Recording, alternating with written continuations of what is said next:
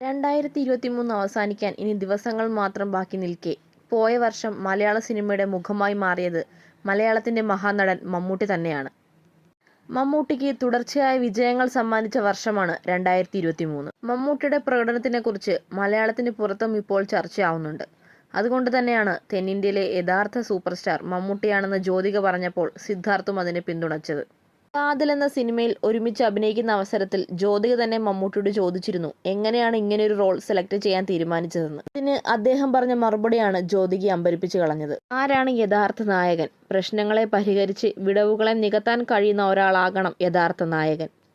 വില്ലനെ ഇടിക്കുന്നതും action ചെയ്യുന്നതും പ്രണയരംഗങ്ങളിൽ അഭിനയിക്കുന്നതും മാത്രമായ ഒരാളാകരുത് യഥാർത്ഥ നായകൻ.